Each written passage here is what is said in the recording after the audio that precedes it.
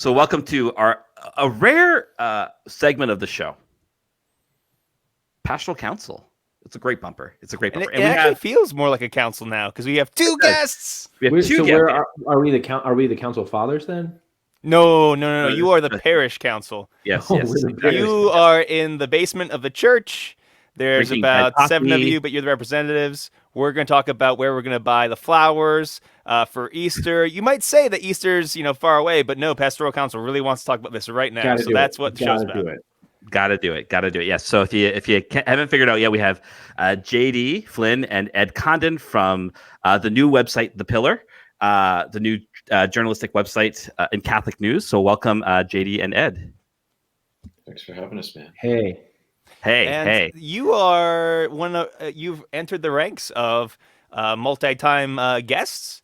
We had you guys back on the show. We did a little crossover episode with a former podcast you guys were a part of a long time ago. So long-time listeners will remember you guys, and they either turned off or they're really excited. So we'll find out.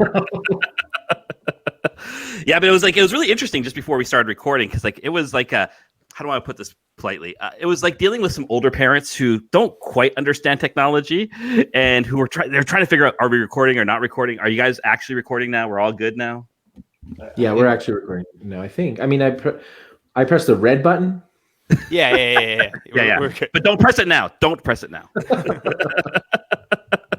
People often mistake us and think that JD and I have any kind of professional commitment to podcasting, which is completely inaccurate. The way we podcast every week, and I'm not making this up, we've been doing this for over 2 years now, is we put our iPhones on airplane mode, we Skype each other, and then we hit record on the voice notes in our phone. And then we WhatsApp each other the sound files at the end. Well, not anymore. I mean, now we got some fancy stuff. Which is amazing because the content you guys put out, it's always one of my favorite shows. I love listening to you guys.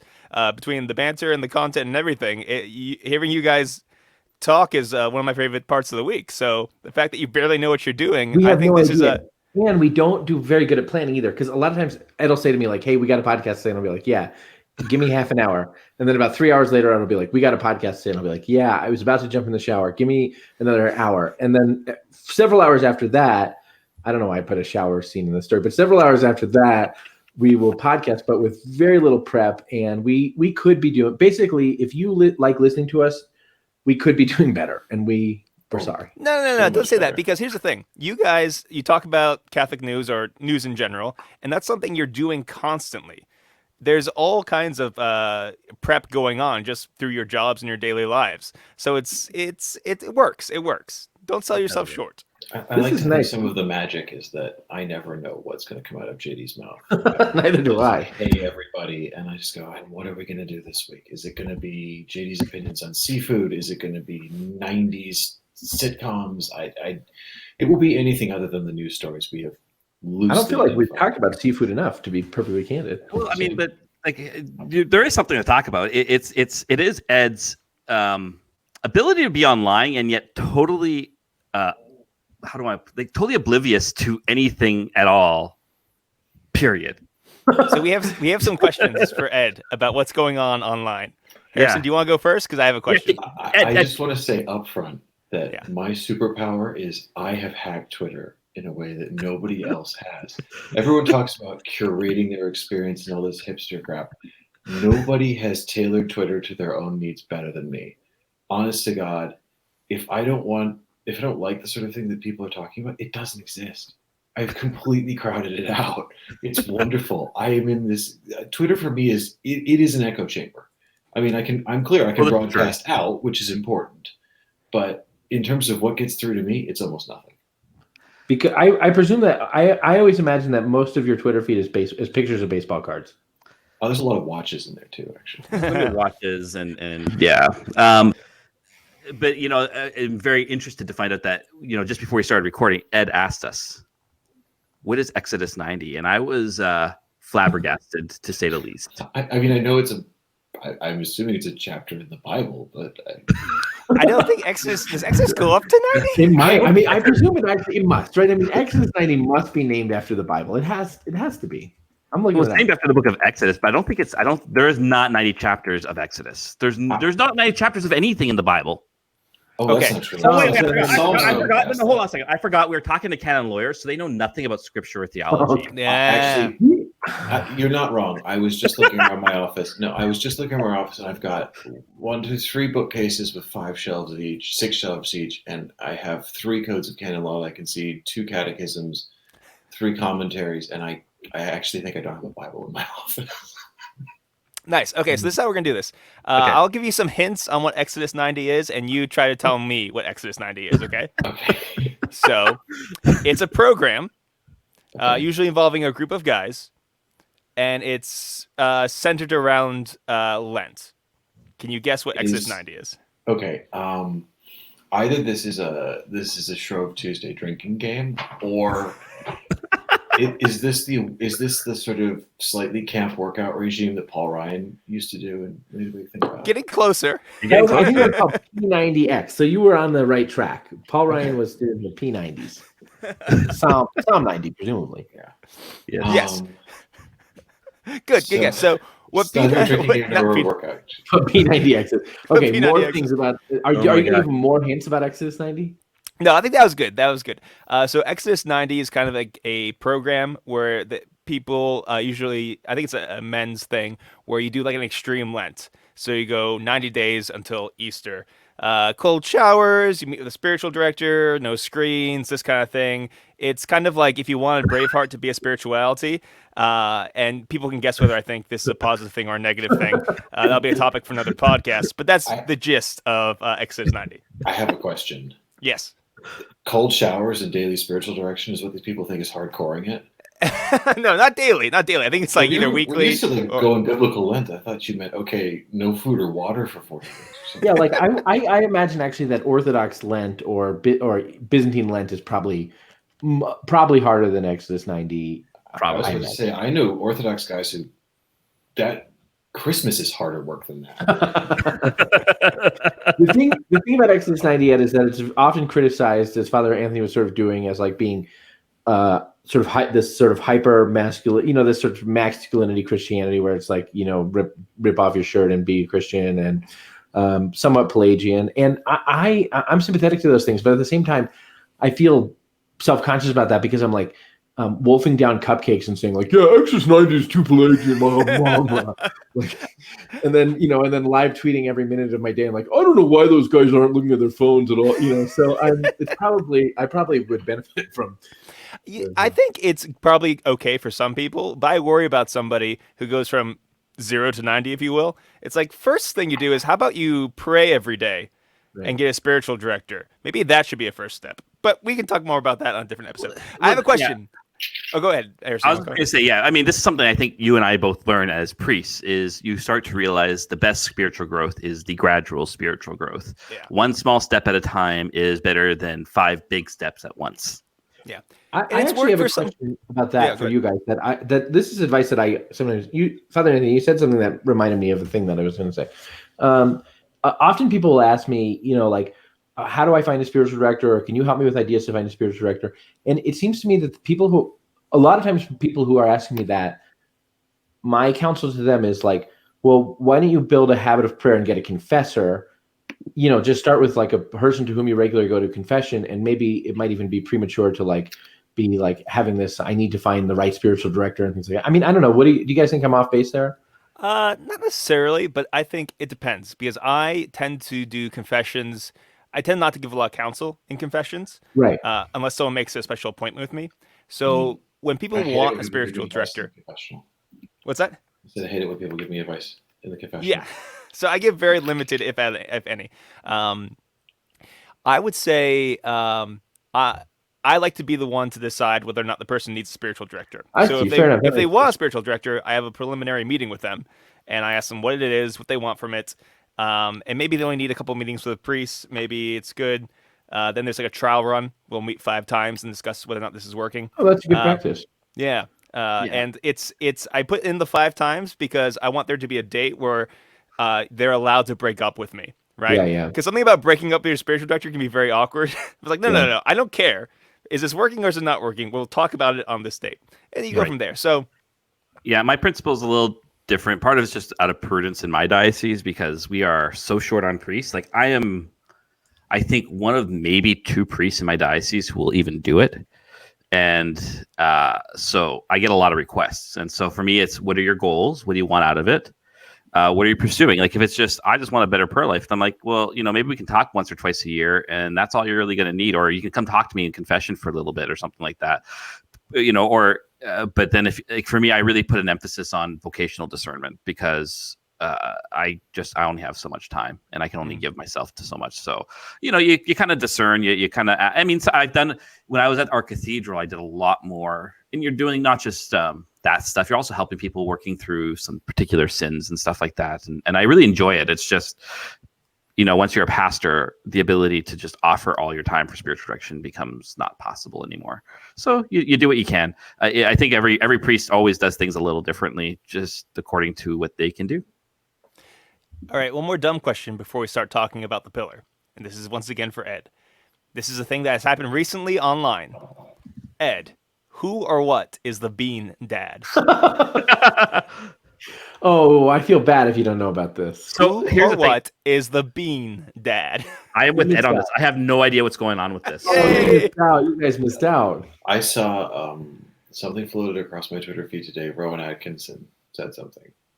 Is this to do with him and Mr. Bean? No. I forget who the actual name of. I just know the story. But it wasn't Rowan Atkinson. I must confess, the first time I saw the words bean dad, I thought it had some. I thought Massimo Fagioli had a baby. Yeah, which would have been a much more delightful story than the true story. So this is the story of a bean dad. Apparently, this father has a daughter about 9 years old, and she wanted like a can of like refried beans or something for dinner or whatever. And so he gives her the can and a can opener. She had never used a can opener before. And he's like, you figure this out. If you can open this can of beans, you can have beans. And she's 9 years old. She has no idea. So she's trying, she's blah, blah, and she says, I quit. And he says, no, you don't. Because if you can't open this can of beans, neither you or I will eat until you do. So he does this huge saga of what is going on, the trials of his daughter. After 6 hours, she figures out how to do it. And what made it even more ridiculous than just the facts of that story is that he was very proud of his parenting skills for this. And so that is the story of the bean dad. I have questions. Okay. 9 years old. Yes. That seems plenty old to me. Yeah, I learned how to use a can opener. I was like 6. But someone was like, "Hey." Ever taught me how to open a can. That's one of those things. Like I feel like, okay, fine. If you've never seen a can opener, I mean, was she left-handed? Because if she was left-handed, then fair enough. What he said is that all the cans in their house, he realized had like ring openings, and so it was unusual that she had ever had to use a can opener. I'm saying the only reason why using a can opener wouldn't be intuitive to someone who, should be allowed to do things like bathe themselves is if they're left-handed and the can opener is a right-handed thing. Because then if you're picking it up in your left hand, I could see how that would be. I'm left-handed. I still learned it when I was 6. Okay. Oh, I was going to say, you guys are. I mean, like some people just don't have a lot of kinesthetic intelligence. Some people have other gifts. I feel like put it this way: if you are 9 years old or 10 years old or whatever this kid was, and again you're not dealing with a structural disadvantage of this is a right-handed can opener which you're trying to puzzle out with your left hand. That apart, if you're unable to figure that one out in under 6 hours, then I feel like you should have like the age at which you could take your first driving test delayed by 2 But years. Have you seen can openers these days? A lot of them are. I mean, just in this girl's defense, a lot of them are complex. A lot of them are over-engineered and ergonomic. And have you seen can openers these days is what I'm asking. Because I suspect had the same can opener my entire adult life. That's my point. I mean, you're English, Ed, so I suspect that your can opener is like an antique from the 18th century. What's that? Let me maybe frame this in a way. Right. Let me frame this in a way that you can understand. Recording a podcast might be very difficult for you guys. Would be very intuitive for us. Yeah, like pressing in the same way. Record, like pressing record, right? Maybe. I'm just saying. Wow. This is a video, so I can't flip you off. But all right. Or can I? Well, this is supposed to. Isn't the shtick here supposed to be a pastoral council in a parish? Yes, Just, so and there all could you be do there is could be abuse hand the signs. priest. Exactly. Cool. So we wanted to bring you guys on today because we're good friends and we chat all the time, but we wanted to also just give our support to your new project. So why don't you? We're going to give you the floor just to maybe talk for a bit about what the pillar is. Maybe talk to the people about why you felt this was an important work in the life of the church. Maybe what you're excited about. Just go nuts. Great. Because I'm excited. I'm super excited. I read the new articles today with eagerness. So we are both supporting paying members of the Pillar community. So that's really nice. Thank you, guys. Yeah. We're really grateful for that. That's really good. I don't mind telling you that I think, and I'm operating off of very rough numbers here. I think we have more priests who are paying subscribers, and I'm very grateful for each and every one than we do journalists. Oh, okay, there you go. Interesting. And you've been surprised by that other journalists are not rushing Only to because pay. those same journalists are the ones who vetch on Twitter about, hey, don't complain about being asked to pay for journalism, but then you give them a chance to only contribute I guess, voluntarily. but They're like, oh yeah, give me the free feed, baby. What I am grateful for is that there are a lot of priests who are paying, who are not only subscribing but who are supporting us financially, which is really nice, and bishops too, and we have some cardinal subscribers, so that's really cool, and also like puts the pressure on that we better actually do it. Well, I think two priests know more than anyone else in some ways, or maybe hopefully they know. You guys need to support your family. and actually, it's nice of you to say that. And actually, in a certain way, our aim with this project, when we think about who we're doing this project for, we're thinking about this is a project that we're doing because we love the church, and we're doing for people who love the church as well. Because we're trying this project, the Pillar, which has originated in our mind over these last few weeks, and now has come to fruition at www.pillarcatholic.com, is a project in which we have decided to kind of step back. Ed and I have both worked in journalism and Catholic journalism for a while, and in a way where we were just in the news cycle, what's happening every day. So about 2 hours ago, a diocese released a statement about a well-known priest who is being removed from ministry. And there would have been a time in our previous life where it would have been like, okay, let's write that up. Let's get it up. Let's make sure we have a picture. Let's make sure we get a statement.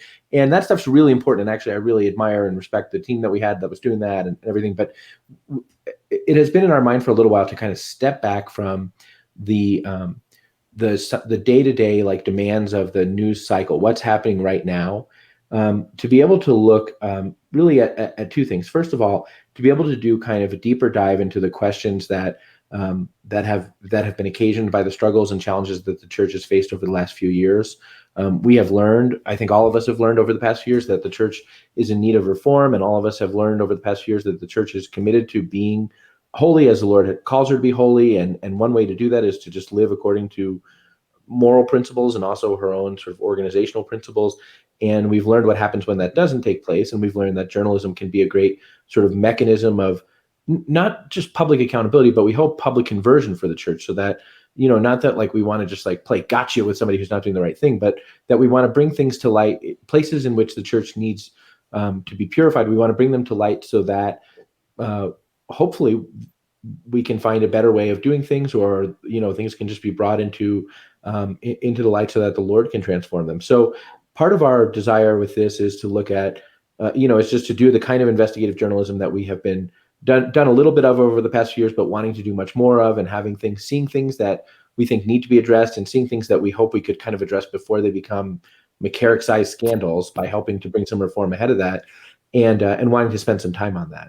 And on that front, truthfully, some of the coolest investigative work that we've done as journalists thus far is the kind of work where we identify a problem. We do some investigative work, we get some leads, we start to back things up, we call a diocese for a comment, we say, we have identified this problem. And even before we report the story, the diocese says, we've changed it. We've changed our policy, or we've begun to, deal with this. And that kind of cuts our knees out, because on the one hand, we don't have a story anymore because the diocese has rescinded the bad policy or whatever. But on the other hand, we're so much happier to see that an ecclesiastical leader says, you brought a problem to my attention and I'm fixing it right now, than we are to get a headline. So part of it is to just do that kind of investigative work that we think is helpful in the life of the church for the sake of holiness. And then part of it is taking a step back from the news cycle to look at and think about not just what are the problems, but also what are the solutions? What are the ways in which people are doing well at living the gospel, in which the church as a Christian community is doing well at living the gospel? And how can those be strengthened? How can those be recognized? How can those be really looked at objectively? There's a lot of, the church is an interesting culture, and you guys know this, because there are a lot of times where something can get momentum just by sort of everyone wanting to say affirmative things about something that other people are saying affirmative things about. So like, wow, Ed's ministry is really great. I tell you guys that, and then you're talking to some other friends and you're like, well, I heard Ed's ministry is really great. And before you know it, Ed's ministry is like the buzzword of the whole place, and none of us have really evaluated whether Ed's ministry is all that great or not, right? So to be able to look at some of the ways that the church is just trying to live the gospel and say, what is the fruit of this? What's not, what isn't the fruit of this? And so just to step back from the day-to-day demands of the news cycle, to be able to do that, some of that deep dive work, and hopefully some of that deep thinking, and talking with people who are good thinkers as well about just the life of the church in a moment, a cultural moment of profound transformation, I think, for our country, and a cultural moment of, or at least an invitation for I think, a new kind of conversion for the church in the United States. And I guess for ourselves, we feel like this is, journalism can be an exercise of the prophetic call of our baptism to, in some ways, speak the truth or bring the truth to light, not for our own sake, but for the salvation of souls. So that's, at least for my mind, a big part of what our project is. Ed, I don't know if you want to say something. There's a lot there, and I agree with a substantial amount of what JD said, as I so often do. No, for me, I have the thing I like most about what we're doing now is it gives me the freedom to pursue the detail of stories that I think, and this is something that I think is a temptation in any kind of media. It's not particularly Catholic media by any stretch of the imagination, but when you're covering a story, you're covering particularly a story that is either problematic or involves a scandal or some kind.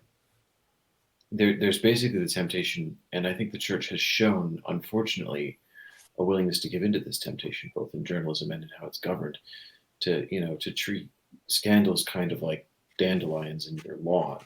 They cut the head off them and the problem seems to go away, but if you don't pull the roots out, it's just going to come back and back and back and back. Yeah. And I think certainly, the way we've seen the sort of repeat and in some cases escalation of things like, McCarrick following the Spotlight scandals of 2002, I think it's a perfect example. So what I'm really enjoying about what we're doing now is it gives us the freedom in terms of time to be able to say, well, we're going to follow this problem all the way to the end.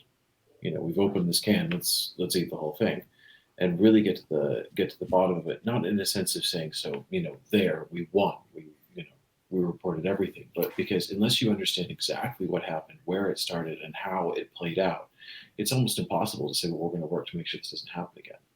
And there's always the scope for looking like a situation like McCarrick.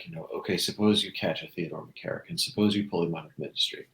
What about all the people who kept him there? What about all the people who advanced him? Right. What about all the people who promoted him? What about all the people who took money from him? What about the money? Yeah, what about the way in which money was an influential thing? All that stuff. And there's an argument that what's happened in the last 2 years is that transparency has become a buzzword.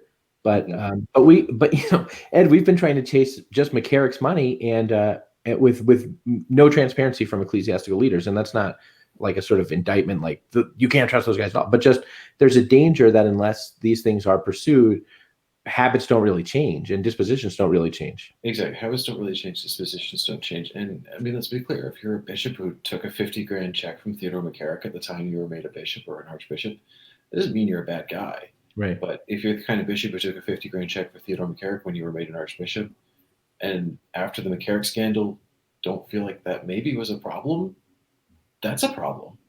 Yeah, it sounds like a problem. Right. Yeah, even if you didn't know it at the time, and even if you can say, look, now I see, before 2002, people in the church weren't thinking, I shouldn't, just things that feel second nature to us. I shouldn't be alone with a kid, not because I'm going to do anything, but because we should all have this collective consciousness about safe environments. So there aren't cracks through which into which bad people can fall or through which bad people can exploit. If we just all have this consciousness, we can create a better culture.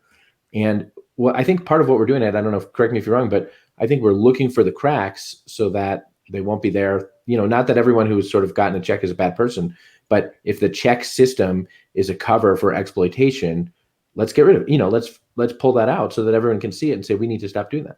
Absolutely. I found myself getting more and more absolutist about this the longer I've been professionally in the church. I feel like both as a canon lawyer and in journalism, is I honestly feel like maximum transparency is the way to go. I mean, apart from outside of certain things like the identity of minor victims of abuse, sure, you don't want to have publicity around that. You don't want to label a victim's life by the worst thing that ever happened to them. I understand that. And of course, in a legal context, sometimes witness testimony has to be confidential. But apart from that, I really feel like the more transparency we have in the church, the better. Not just because transparency is something that can help heal wounds of trust, but because nothing bad happens when you're truthful. Nothing bad happens when something that's bad is brought into the light. The only thing bad happens is you have to adjust bad habits and you have to atone for bad practice. But that's all a process of improvement. And I used to have a slightly romantic view of the concept of the church as a sovereign society and government. And since we're allowed to keep secrets. We have as much right as any government to keep secrets. And I kind of feel like, what? Yeah, it does. And if we're talking about the church supporting missions quietly in parts of the world where the church is persecuted, sure. But if we're talking about how the church administers her own justice to her own members, no, there's no reason why that needs to be confidential. I mean, I've worked on these cases. I'm not saying I can't imagine what could be in it that would be problematic. It's like, I read the files. Yeah, that should be out in the street. And actually, that's how it doesn't happen again. The biblical examples of ecclesiastical discipline. I mean, think about Ananias and Sapphira, right? When Peter confronts, like the biblical examples of ecclesiastical discipline are not taking place in secret. And I suspect that if you sort of said to St. Peter and St. Paul, like, oh, well, are those things that should just be kept among the priests? That would not register for them, right? I mean, it would not seem to them to be a part of the Christian life. It's ridiculous to them as the idea of having the priests administer money. Yeah. That's why we got the diaconate. If we're going back to the Acts of the Apostles, that's why we did it. Yeah. Plus, they started getting all these mustachioed converts, and they didn't know what to do with them. Careful.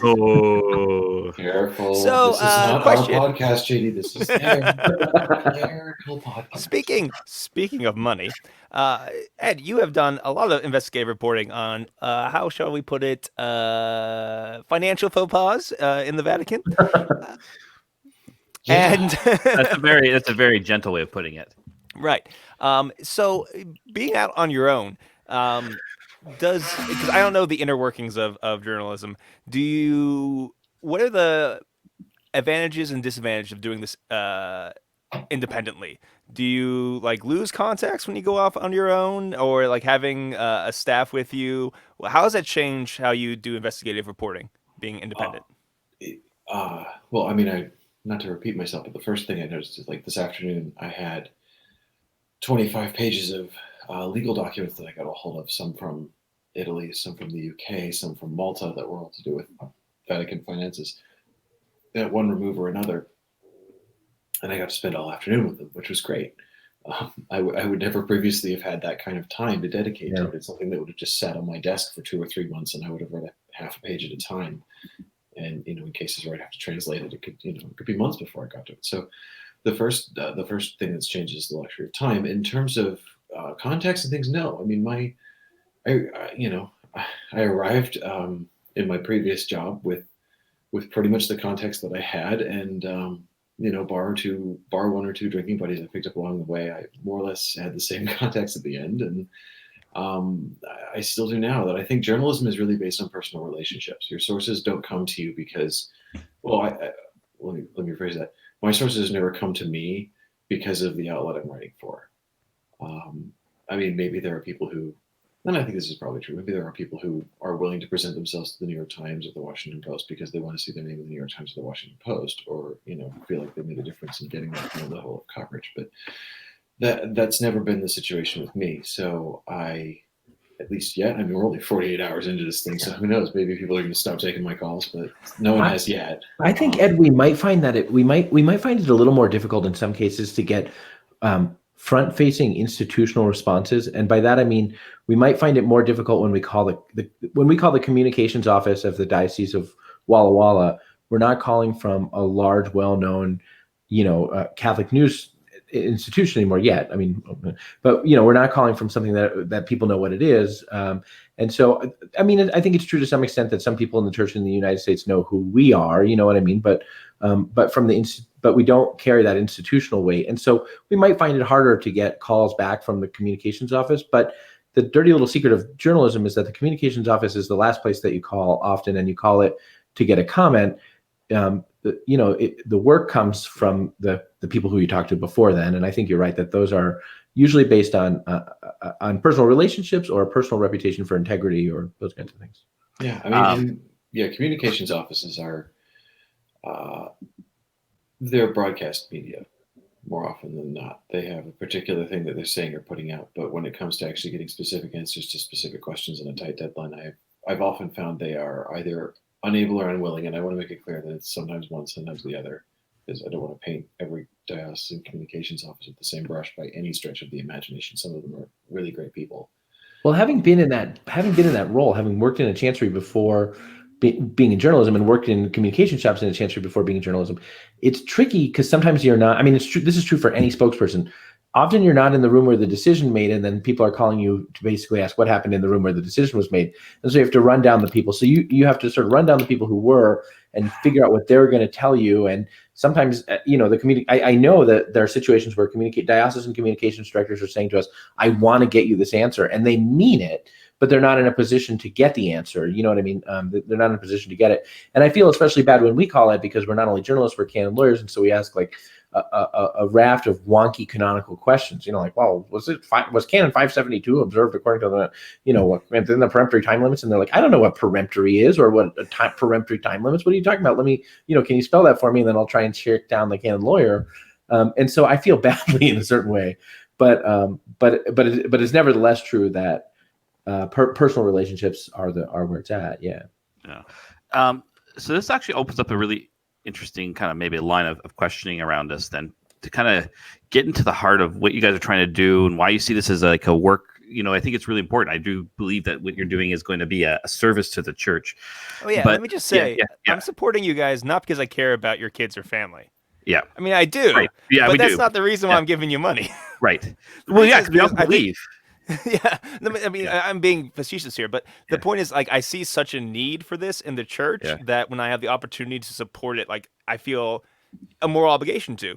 And it's not, and also because, even before your guys' old job, when people would ask me as a priest, like, there's so much, people are saying so many different things, who should I trust? I would point out you two guys, read their articles. Thanks. They're the ones who know what they're doing, and they bring a precision and an honesty that I like to see in journalism.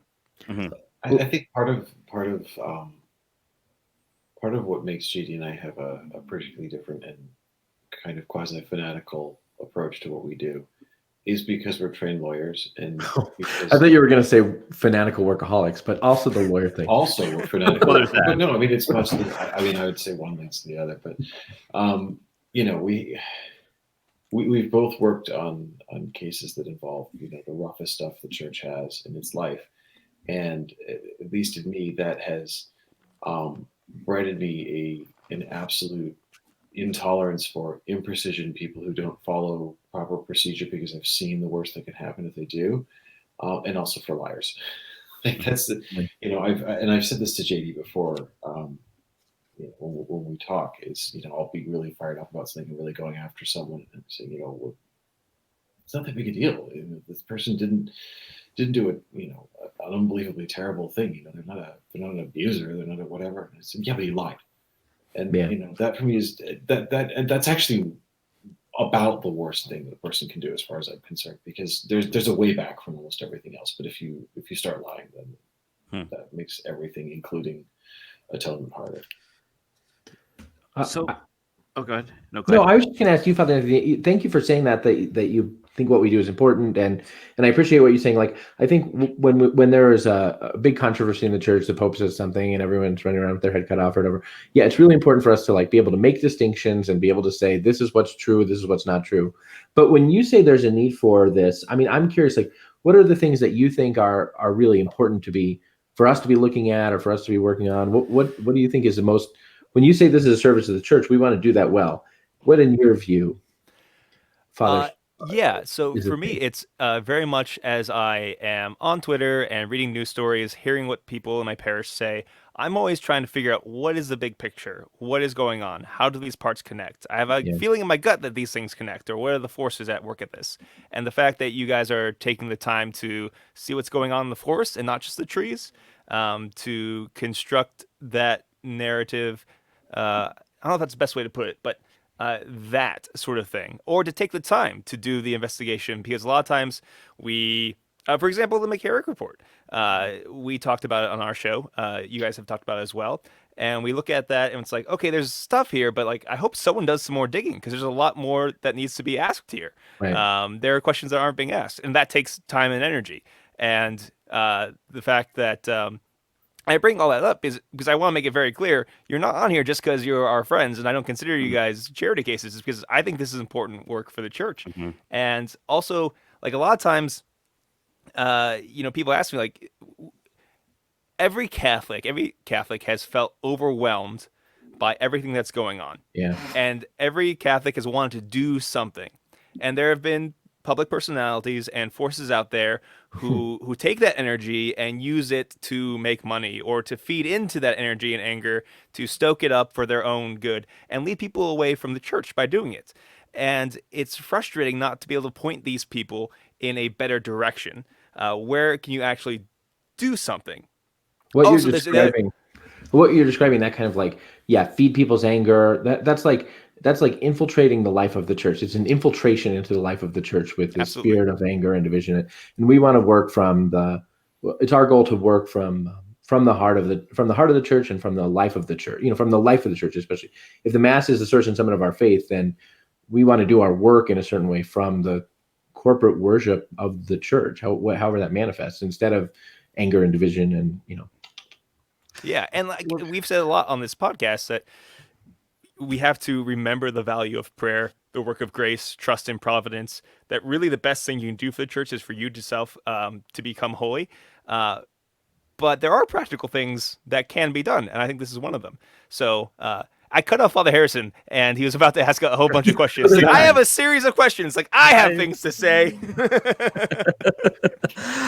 Well, no, because this is bringing up something interesting, and I think maybe like this will be, because like a lot of stuff that gets the attention of the church, it is larger things, right? It is more, so like the McCarrick report, for example, is something that is international news, right? And yet it doesn't really like.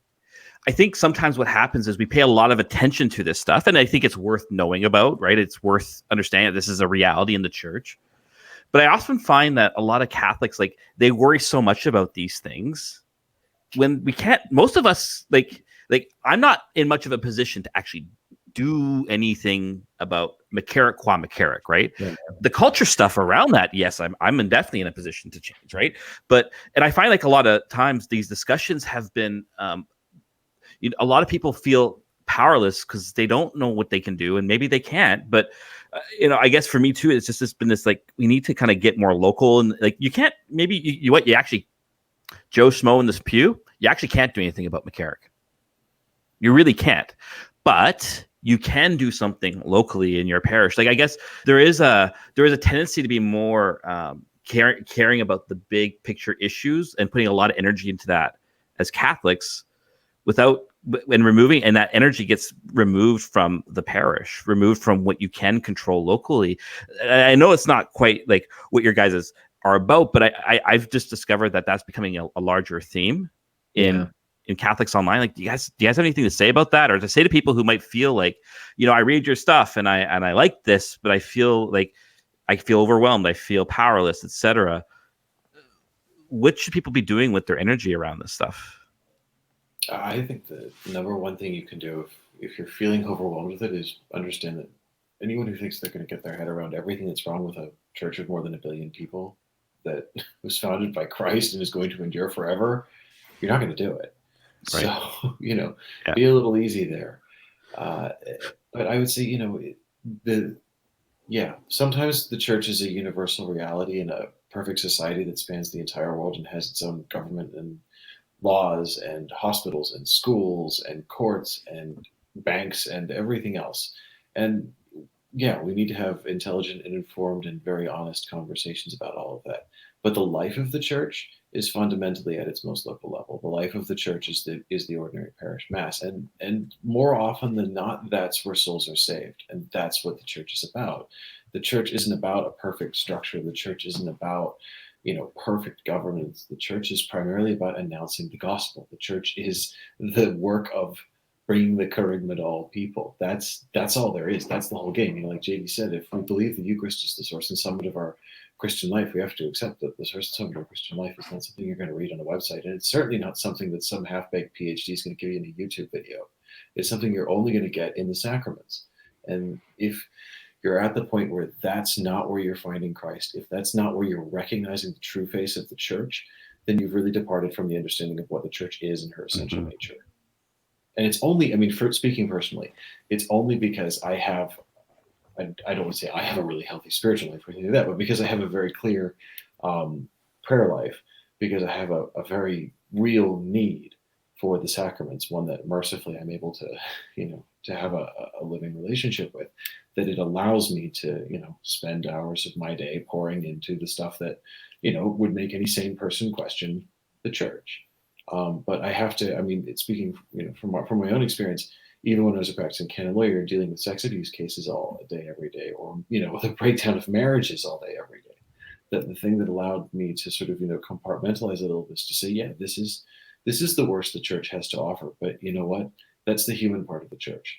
And the divine part of the church is the part that matters and gives life. And that's real and that's untouchable. And that's something we have to be in daily contact with in our prayer lives, at least for me. So this gets me to another question, because so we're just kind of bringing us back to where we started a bit is, your guys' project is not going to be dealing as much with the day-to-day news cycle. And I think that's actually really important, because you're right. We get so bogged in it, and you report on it, and then 2 days later, everyone's forgotten about it, right? Like it's gone. And this is something Ed, again, has been working on for a while. I look forward to the day, Ed, when I could perhaps get a peek of your whiteboards. And I say boards, folks, because I'm pretty sure there's more than one. But why is what the Pillar's doing important? Why is long form journalism important in this regard? I think that's something that's important for people to hear. Like, what you're doing is different. What you're doing is important, and why this is worth reading for that reason. Yeah, great question. I wish I had, like, when you said, why is your job important? I wish I jumped out with an answer real quick, but it's a good way to put it. And I ask myself sometimes, like, the conversation that we're having right now about sort of disquietude that people experience as a result of the things that are happening in the life of the church sometimes, it's an important conversation to have. And there's a way in which the job that we do, and a big part of our desire is to be a mechanism of public accountability in the life of the church, because we think that's important. We think should be an ordinary part of a healthy human society, and especially Christian society. And by the way, Inter Mirifica, the Second Vatican Council, agrees with us about this, right? The Second Vatican Council says that there's an important role for the Catholic press to play in the life of the church, and we think that's true.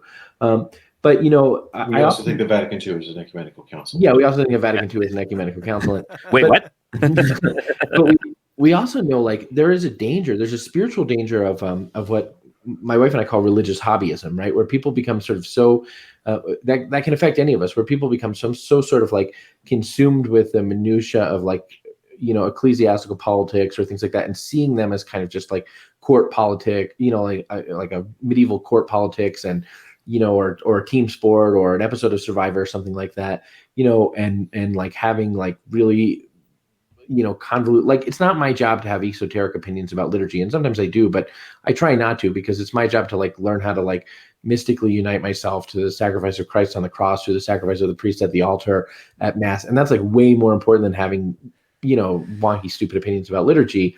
And I have to remind myself of that all the time, because it's a natural human temptation to like put ourselves into a spectator mode with those kinds of things, instead of to put ourselves into a participant mode and understand our own role in the life of the body. That's a long-winded way of saying what we do, we think that what we do is important, and we hope that we do it in a way that brings to light issues in the church, points to possible, points to solutions, frankly. I mean, points to ways that we can better habituate ourselves to virtue. But we hope that we do that in a way that also like exhibits a Catholic way of thinking through these things, that exhibits just like a balanced and Catholic approach to these things. The thing that the idea that we were talking, and that like points ultimately to the fact that our hope is in the eschaton, right? Our hope is in the coming of the Lord, and our hope is in our salvation, and not in like this idea that like the church is a sort of a community based upon a set of ideological propositions to which we all adhere, and which is in danger of going down the tubes like a political party or a baseball team.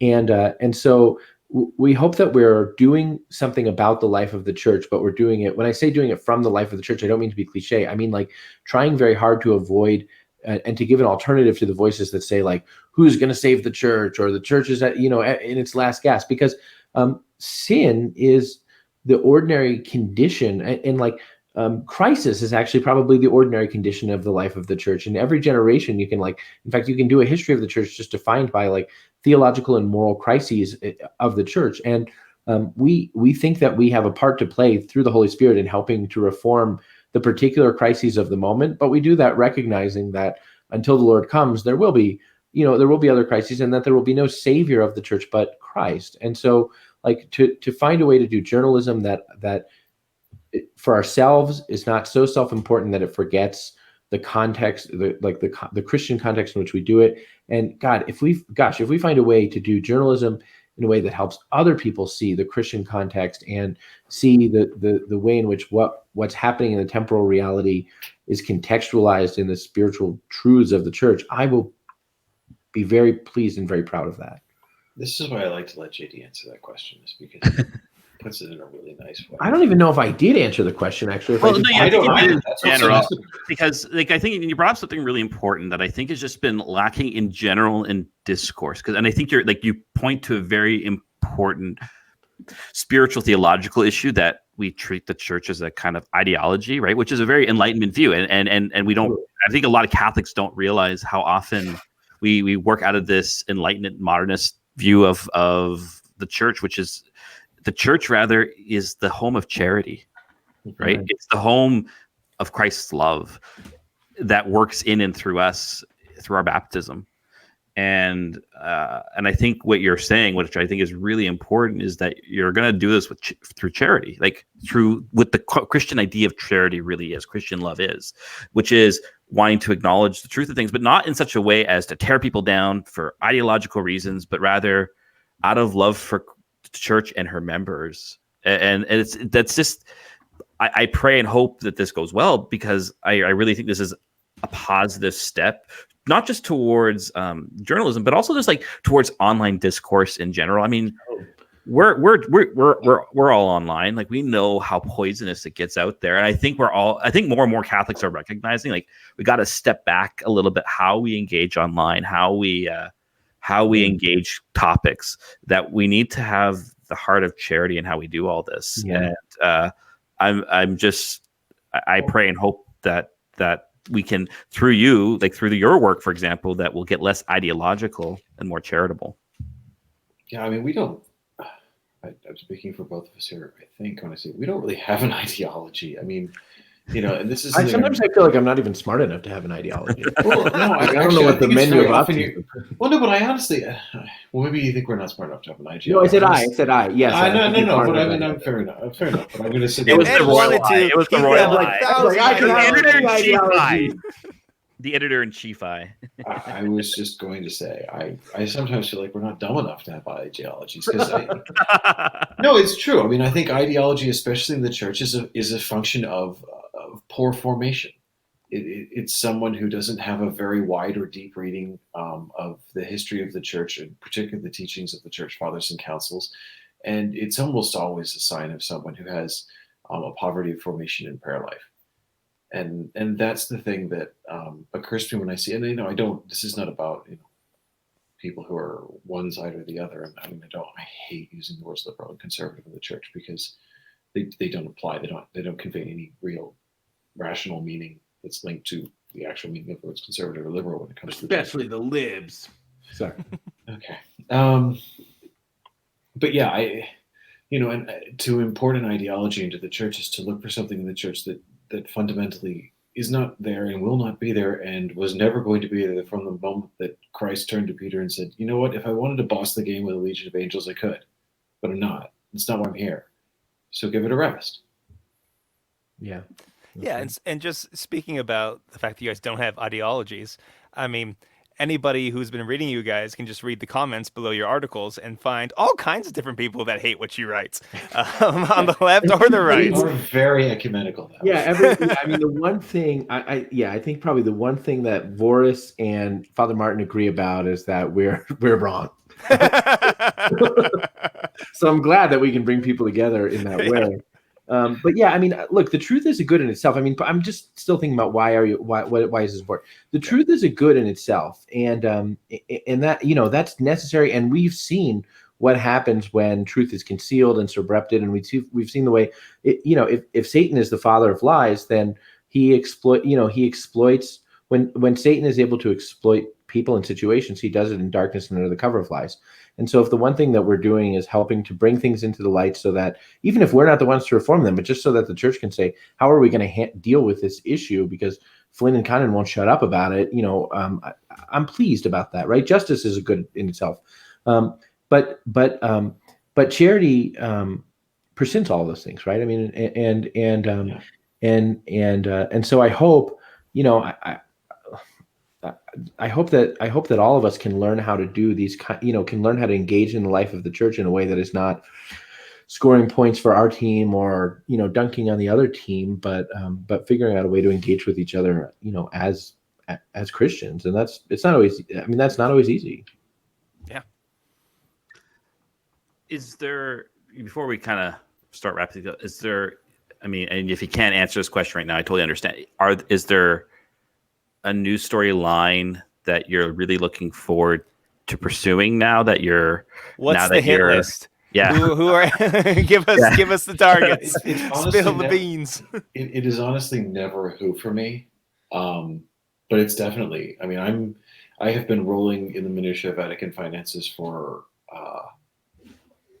more than a few years now, and I'm only getting deeper down the rabbit hole. It's one of the reasons why it's not safe for me to work with anyone other than JD. It's because he's about the only one who has an equal understanding of the depth in the hole that I'm in, and is still able to yank me back out and make me speak coherently about it from time to time. But well, all I try and do, Ed, is like when you lose me, like Ed is talking to me and he's like, and then this company, did a hostile takeover. And I'm like, all right, I stopped listening 3 minutes ago, so like, give me the meat and potatoes on this. But it's really, I'm glad that you're in that hole. So yeah. Vatican finances. And to be clear, I know we've published in the past a number of stories on Vatican finances that have had a number of effects, not least on Vatican personnel, shall we say. But again, it never starts and it's never pursued about the who for me. It's the what and the how. And if that has knock-on effects in personnel, then so be it, and so much the better.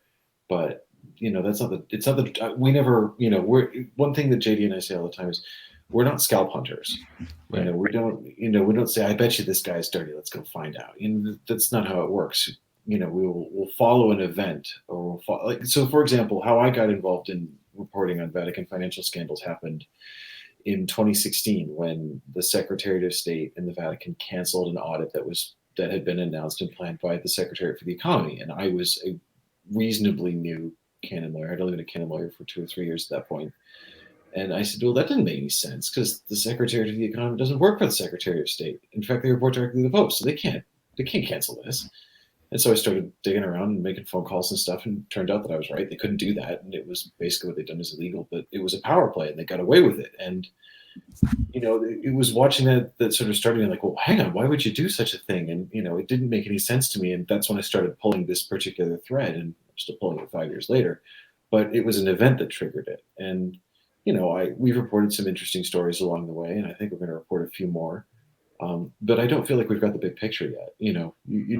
I do have whiteboards, but the day's going to come when I won't have 3 or 4 whiteboards. I'll just have one big whiteboard because it's all connected, man. And I'm going to connect it. I have a different list, if I may. I love it. I love it. I love Ed's whiteboard, and I'm really proud of the work that we have done on Vatican finances.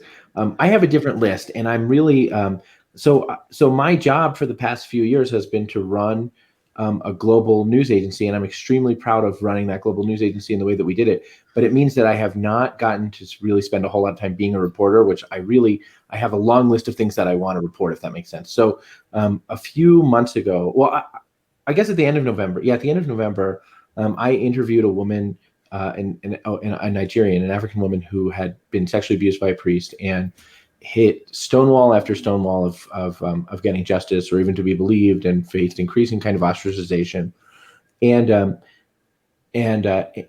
what's true, the reporting side of that is not just interviewing this person, but to see systemically there are a lot of places in the church that have not yet even gotten to the place where we are in the United States on addressing these issues and addressing the issue of sort of adult sexual abuse and coercion in the church. We're not there, and I've been able to do some reporting about that in the past, and want to continue to, because that remains an issue, but especially in parts of the developing world, there are ways in which Prop Fide, the Congregation for Evangelization of Peoples, could really help with that, and probably should. But I don't think the problem is yet understood, and I think that's a place where local journalists have a hard time, because it's a place where clerics are powerful in a social way that's sort of hard to break through.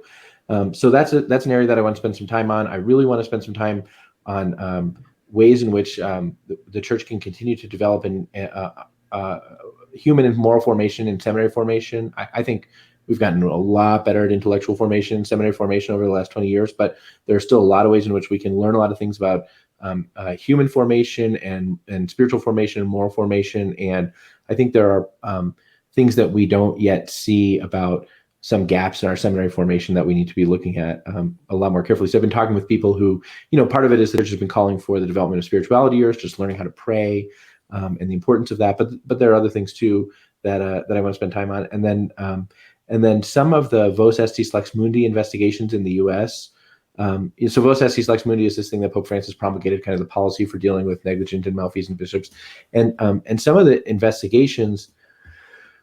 Now, look, we have a global pandemic, so I guess we can be a little bit, but some of them have delved now into far beyond their original projected timeline, far beyond a year, going on to 2 years, and some of them seem to be sort of stalled out, and a lot of them are taking place without transparency. And it's kind of interesting, because Vos Estis Lex Mundi was supposed to be the thing by which we would have justice, but by which we would be able to sort of assure justice on that front. But justice, it's extremely hard. I'm not saying, I don't think it's impossible, but it's extremely hard to exact justice in the darkness, because there's not, frankly, there's not sufficient human motivation to do so, and sometimes the ministers of justice themselves are not empowered unless they're in the light to act the way that they need to, and so there are some things I think we can spend time up there on that front as well. Cool. Quick question before we wrap up. I just thought of something.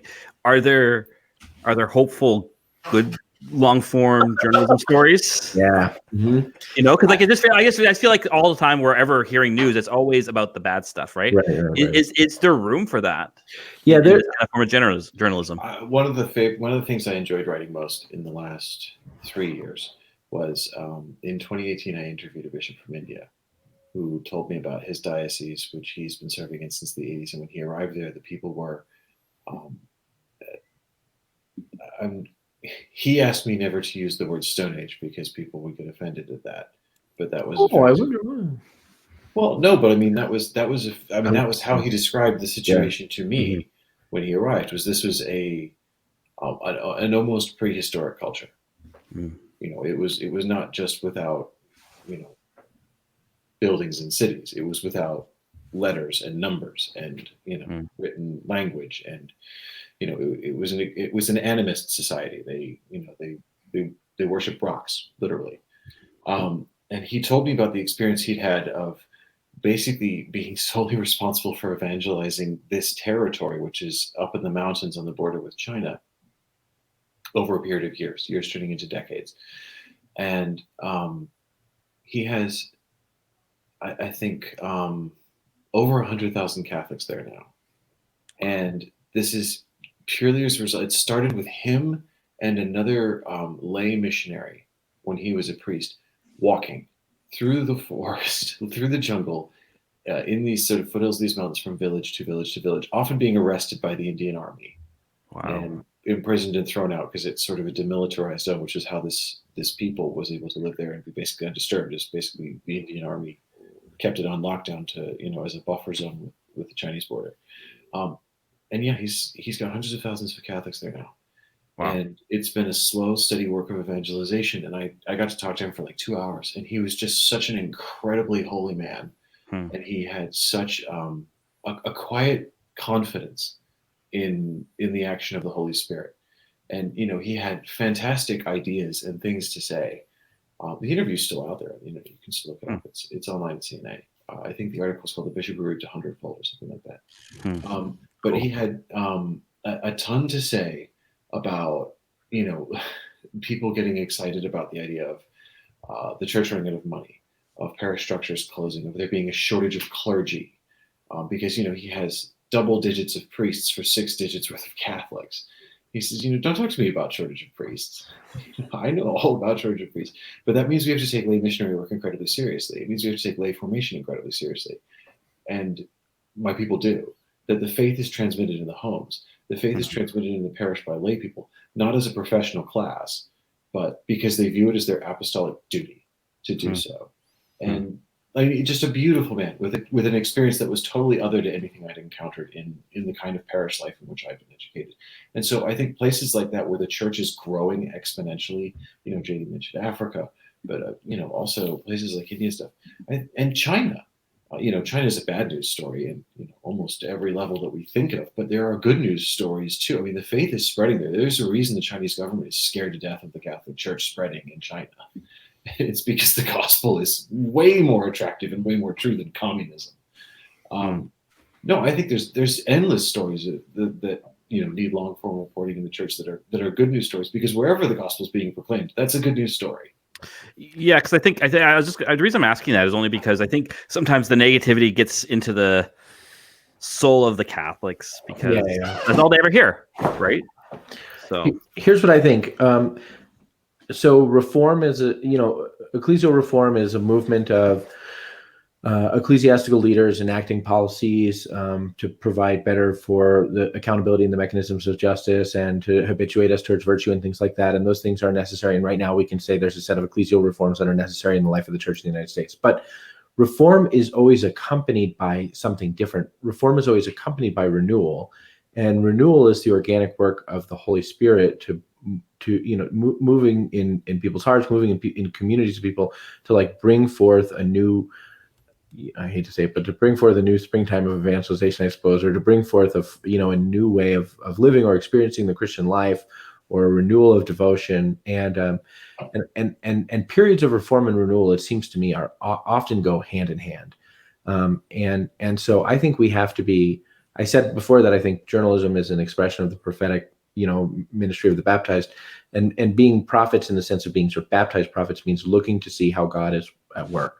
And praying through, but making judgments at the same time about how God is at work. And we know that God is at work in His church, in the magisterial, like in the exercise of the munus regendi and the munus dicendi, and the munus sanctificandi.